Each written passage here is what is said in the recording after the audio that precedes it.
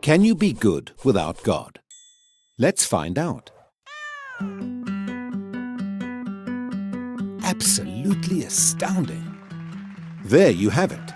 Undeniable proof that you can be good without believing in God. But wait, the question isn't, can you be good without believing in God? The question is, can you be good without God? See, here's the problem. If there is no God, what basis remains for objective good or bad, right or wrong? If God does not exist, objective moral values do not exist. And here's why. Without some objective reference point, we have no way of saying that something is really up or down. God's nature provides an objective reference point for moral values. It's the standard against which all actions and decisions are measured. But if there's no God, there's no objective reference point. All we're left with is one person's viewpoint, which is no more valid than anyone else's viewpoint. This kind of morality is subjective, not objective. It's like a preference for strawberry ice cream. The preference is in the subject, not the object. So it doesn't apply to other people. In the same way, subjective morality applies only to the subject. It's not valid or binding for anyone else. So, in a world without God, there can be no evil and no good, nothing but blind, pitiless indifference. God has expressed His moral nature to us as commands. These provide the basis for moral duties. For example, God's essential attribute of love is expressed in His command to love your neighbor as yourself. This command provides a foundation upon which we can affirm the objective goodness of generosity, self-sacrifice, and equality.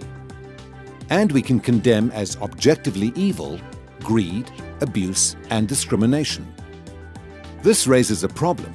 Is something good just because God wills it, or does God will something because it is good? The answer is neither one. Rather, God wills something because He is good.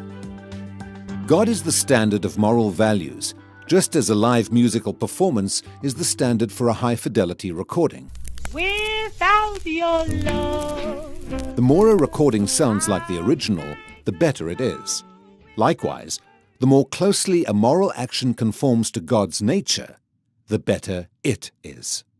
But if atheism is true, there is no ultimate standard. So there can be no moral obligations or duties. Who or what lays such duties upon us? No one. Remember, for the atheist, humans are just accidents of nature, highly evolved animals. But animals have no moral obligations to one another. When a cat kills a mouse, it hasn't done anything morally wrong. The cat's just being a cat. If God doesn't exist, we should view human behavior in the same way.